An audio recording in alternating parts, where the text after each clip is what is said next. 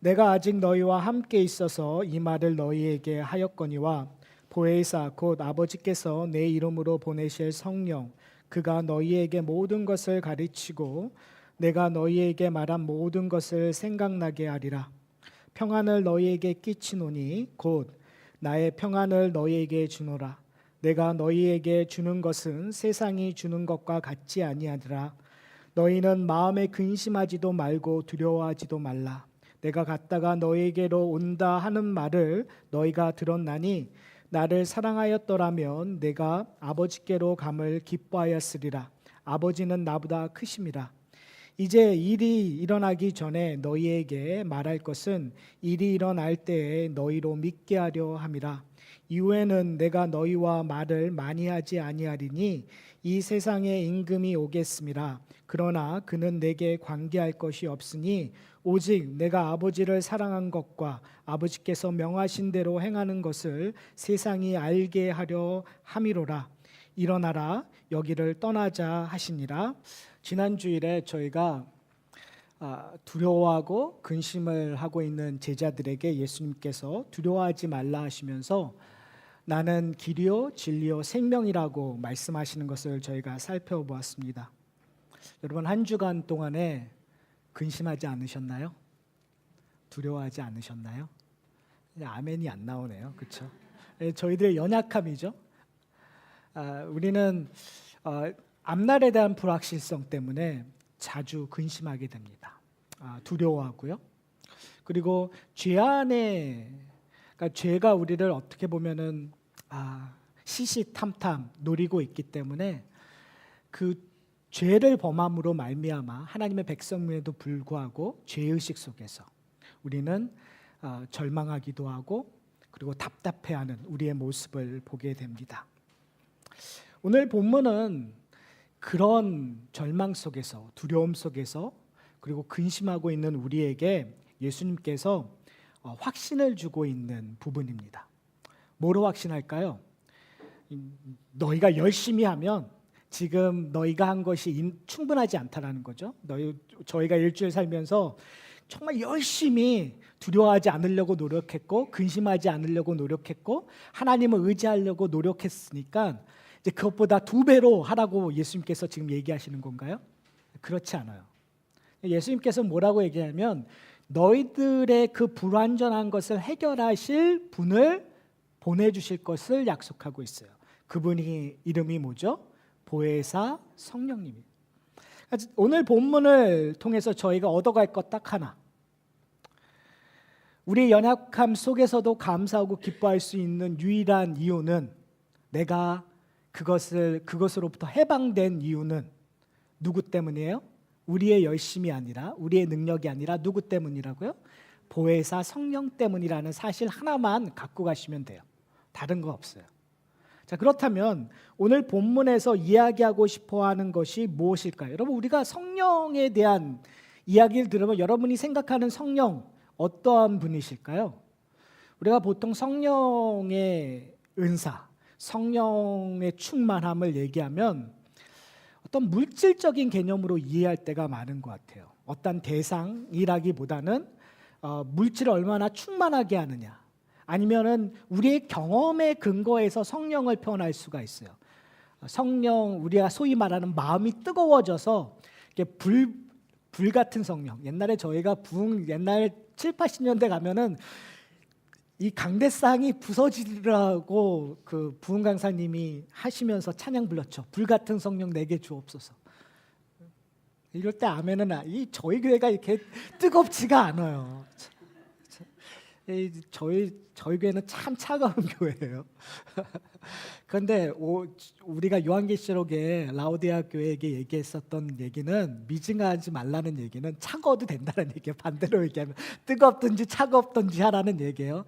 차가운 그 당시에 그 라오디아 교회는 그 소위 말하는 온천. 오늘 저희 오늘 예배 안 드리고 빠지신 분들 온천하고 계시는 분도 있을 거라고 저는 알지만 그 온천 지방이어서 미지근한 물들이 있었어요. 그래서 얘기하고자 하는 것이 뭐냐면 차갑든지 뜨거웠든지 하라는 이야기를 하고 있어요. 중요한 것은 뭐냐면 성령 충만한다라는 의미는 내 마음에 뜨거운 뭔가가 이렇게 꿈틀꿈틀 거리다든지 거기서 넘쳐 흘렸다든지, 그래서 내가 신비스러운 경험을 하는, 예를 들어서 방언을 한다든지 아니면은 소위 말해서 뭐 병고침의 은사가 있다든지 아니면 신비한 것을 본다든지 미래의 것들을 본다든지라는 것만을 성령의 충만이라든지 성령의 열매로 얘기하고 있지 않아요. 그렇죠? 갈라디아서 5장만 해도 성령의 열매를 그런 식으로 표현하지 않아요. 뭐가 드러나야 돼요? 사랑이 드러나고 온유함이 드러나야 되는, 그렇죠? 그러니까 성령께서 우리와 함께 하신다라는 것은 나의 경험이 아니라 하나님이신 성령의 역사가 우리의 삶 속에서 드러나는 거예요. 다른 말로 얘기하면 방언을 하는 것보다는 따뜻한 말, 사랑스러운 말을 옆에 있는 사람에게 하는 것이 성령의 역사가 드러나는 것들이 좀 더 확실해지는 부분들이 있는 것 같아요. 왜요? 방언은 누군가 해석해 줘야 돼요. 방언은 소위 말 성경에서 나타나는 방언은 대부분 외국어예요. 복음을 전파하기 위해서 하나님의 특별한 상황 속에서 행해졌던 것들이에요. 그런데 사랑의 말은 하나님의 백성이면 누구나 해야 되는 말일까요? 안 해야 되는 말일까요? 해야 되는 말이에요. 그러니까 언어라는 거 저희가 되게 중요해요. 제가 요즘에 무슨 일인지 몰라도 피에 꽂힌 음악 장르가 하나가 있어요.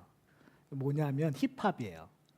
요즘에 저희 딸내미가 무슨 다큐멘터리를 줘서 제가 그 힙합 다큐멘터리를 들으면서, 그런데 제가 요즘에 약간 좀 걱정되는 것들이 있어요. 왜 F월드를 그렇게 많이 하는지. 거의 한마디 한 번씩 F월드를 그냥 하는 거예요. 분명히 그 컬처에 대한 흑인들의 아픔을 충분히 이해함에도 불구하고 저도 모르게 N월드나 F월드가 막 머릿속에 왔다 갔다 해요. 그러면서 막 회개하게 돼요. 왜요? 우리의 마을 속에 뭐가 넘쳐야 돼요? 사랑의 언어가 넘쳐야 되잖아요. 그러니까 언어라는 것들은 우리의 생각을 끌고 가요.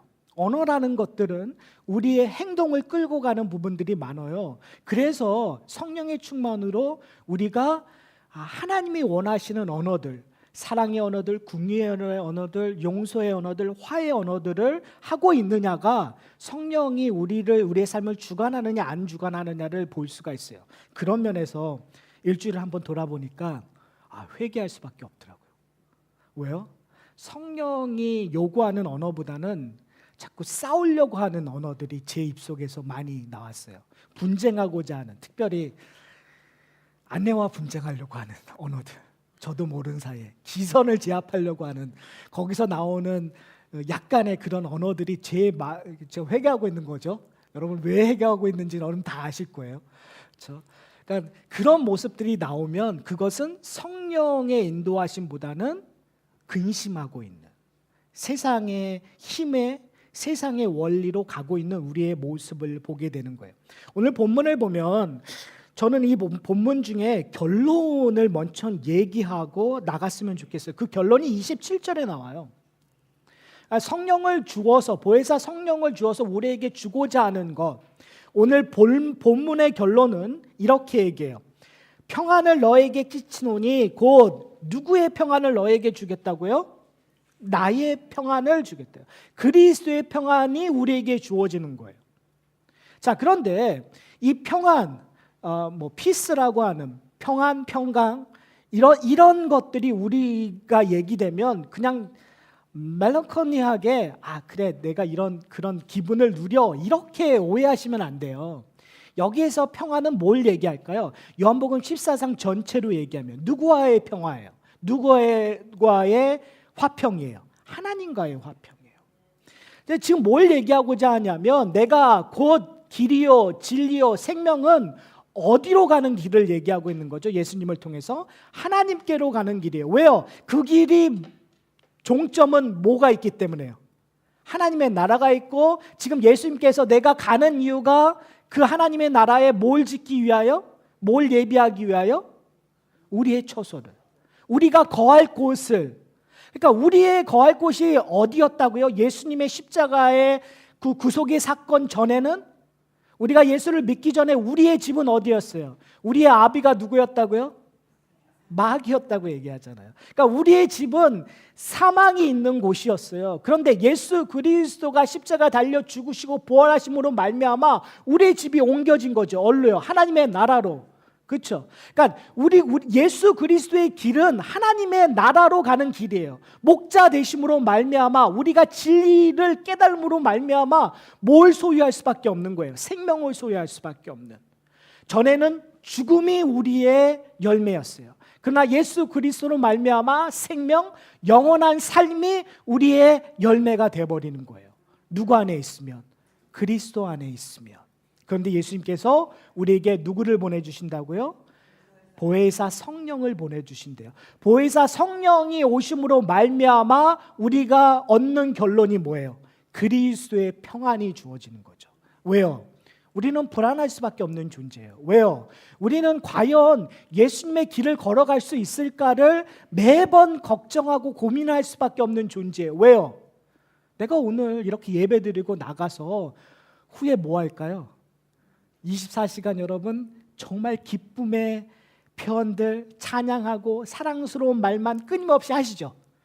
그 걱정 안 하, 여러분 그런 걱정 안 하실 거예요. 그러나 저 같은 사람은 그게 참 힘들더라고요. 매번 실패해요. 목사임에도 불구하고 본보회의가 보험에도 불구하고 매번 실패해요. 그런데 내 안에 평안이 있는 이유는 누구 때문이에요? 나의 행동 때문이 아니라 누구 때문이에요? 보혜사 성령 때문에. 그러면 우리가 질문해야 되는 건 도대체 보혜사 성령이 뭘 해주시기 때문에요? 오늘 본문에 보혜사라는 이야기를 했잖아요. 이거는 그냥 헬라어를 중국어로 표현했었을 때의 발음이라고 이해하시면 될 것 같아요. 중요한 것은 다른 성경에서는 이제 해석된 성경에서는 뭐라고 얘기하면은 보호자 아니면 도움자. 그러니까 영어로는 카운셀러라고 번역이 되었어요. 여러분 카운셀러라고 번역되는 이유가 뭐 때문에 그럴까요? 도움이 되는 협력자, 도움이 되기 위해서. 그러면 성령께서 오셔서 뭐 하시고 계신다라는 거예요? 우리를 보호하시고 협력하신다라는 거죠. 그러니까 우리가 생각하고 있는 성령, 어떠한 에너지, 어떠한 감정적인 걸로 나한테 부어주셔서 내가 뭔가를 잘하게끔 하는 것이 아니라 어떤 거예요? 여러분 혹시 상담 받으신 적 있으세요? 요즘은 현대에서 가장 인기 있는 상담사, 왜 옛날에는 교회 목사님들, 신부님들에게 와서 상담을 많이 받았어요. 근데 요즘에는 안 그래요. 요즘에는 다 심리 하시는 분한테 가세요.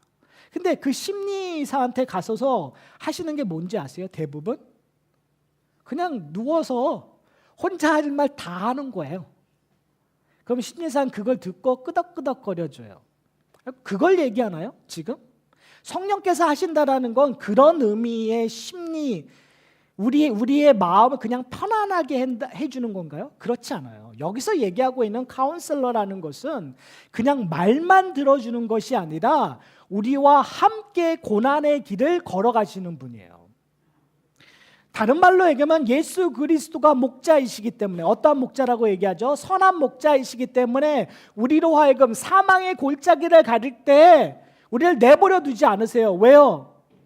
분명히 예수님께서 나는 선한 목자라고 얘기해요. 너희는 내 양이라고 얘기해요. 너희가 나를 아니, 너희가 내 말을 듣고 따라올 거라고 얘기해요. 근데 문제는 뭐죠? 예수님 지금 어디 계세요?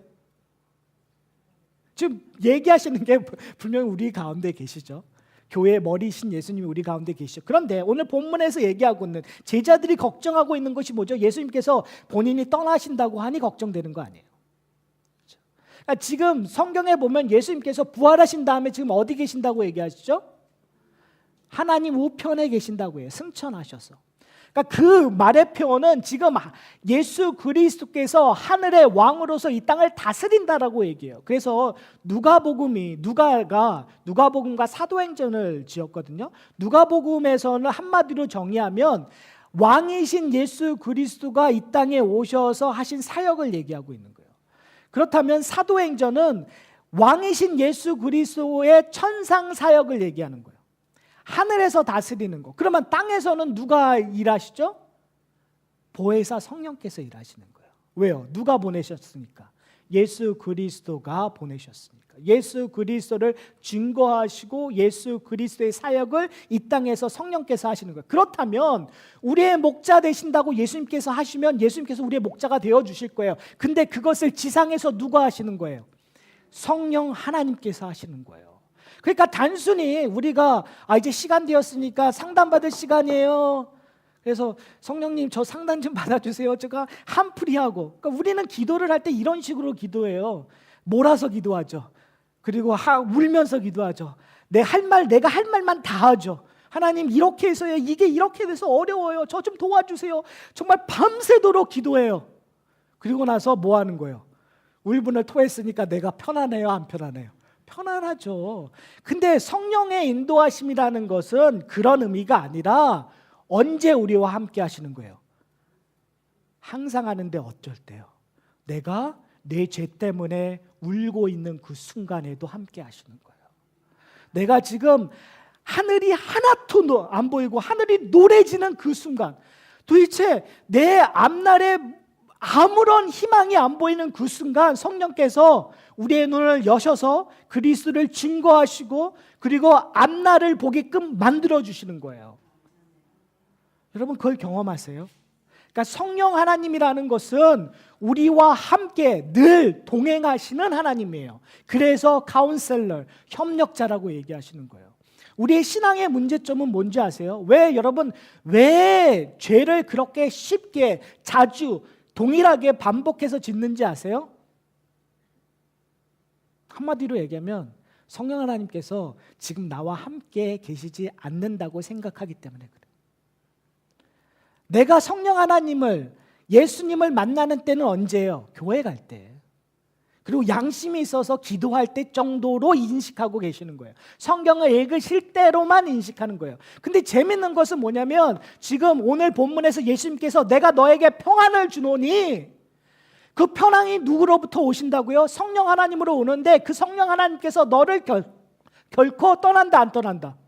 안 떠나신다라는 거예요. 네가 기쁠 때나 슬플 때나 어려움에 처했을 때나 내가 성령 하나님께서 늘 함께 계신다는 거예요. 그렇다면 우리가 죄에 빠지지 않기 위하여, 죄 짓지 않기 위해서는 나와 함께 하시는 성령님을 여러분이 경험하셔야 돼요. 알아가셔야 돼요.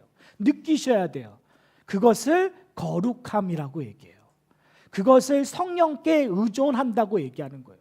성령이 내 삶 가운데 계신다고 고백하는 거예요.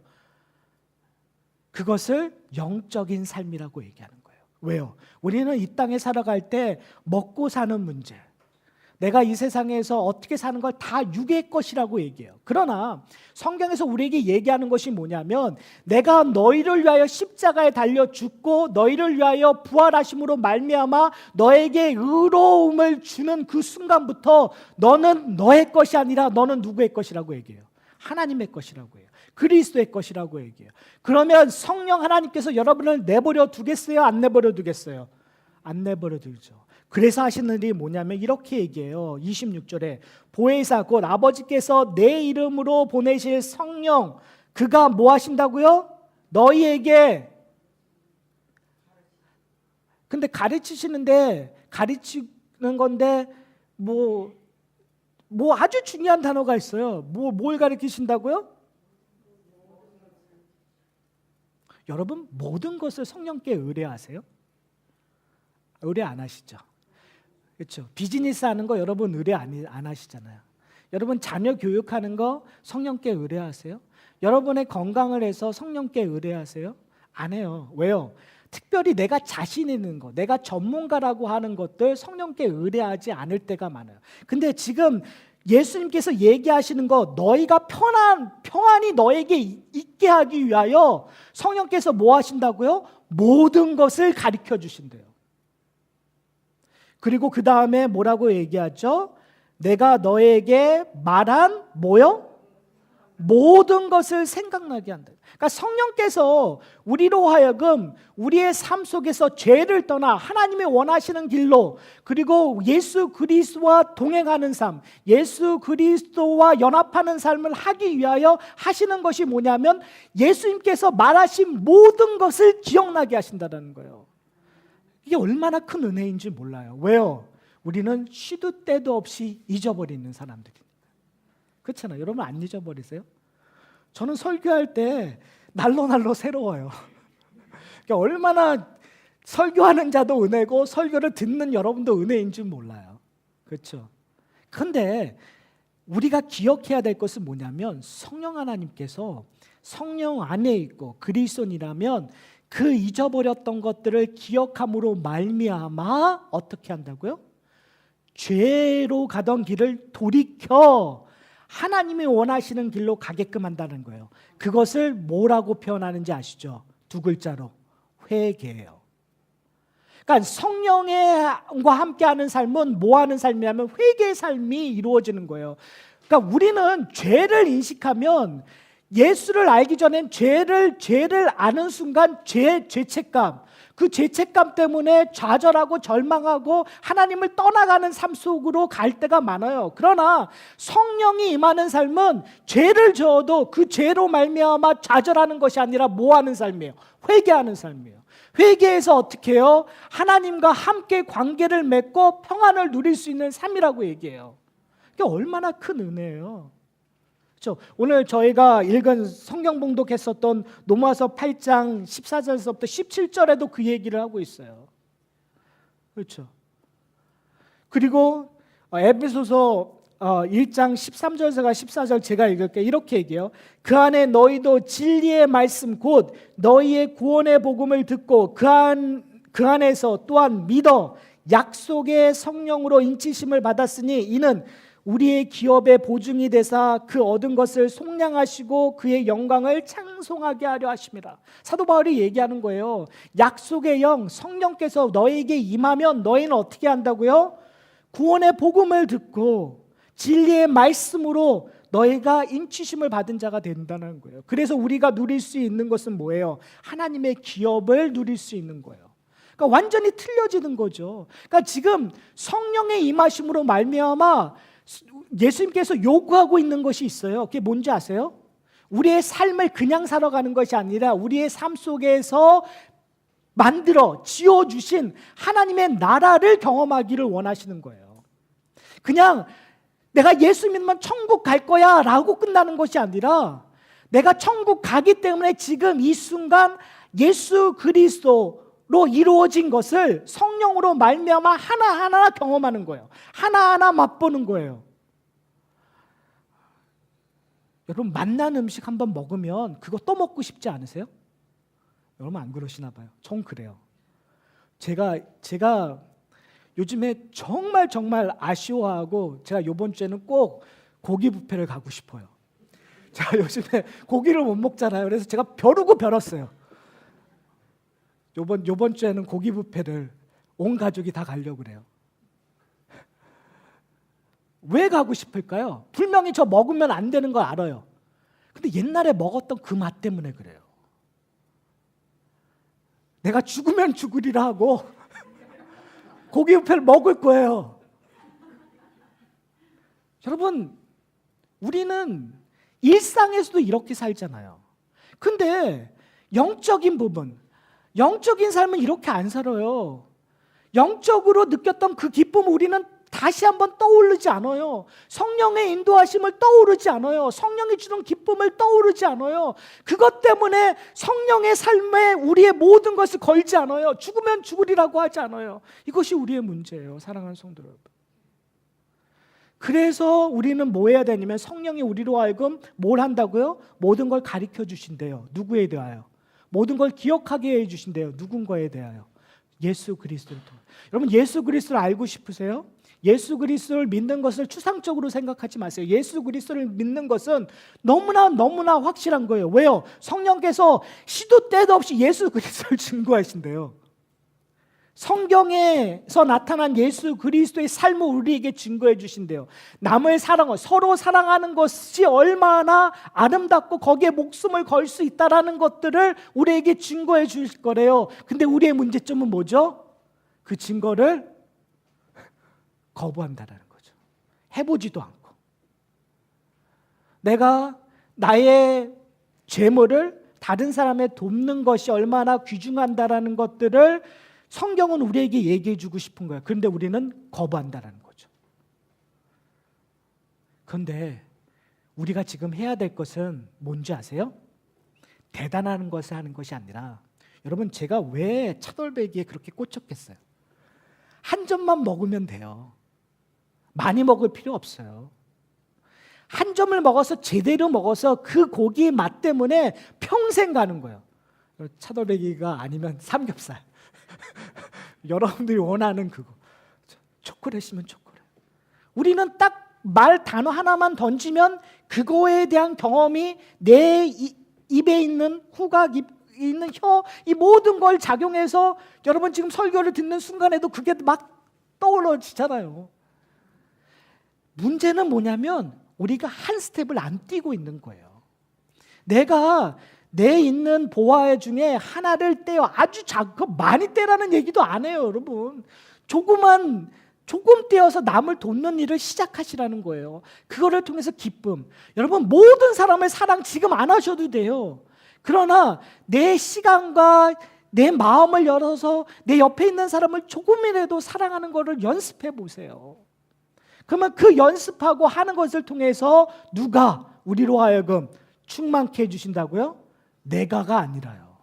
내가 했더니만 됐더라, 그러니까 내가 더 열심히 하자가 아니라 일단 시작하면 누가 우리를 끌고 가주실 거예요? 성령께서 성령의 힘으로, 성령의 능력으로 우리를 끌고 가실 거예요. 우리가 해야 될 것은 뭐예요? 맛보는 거예요.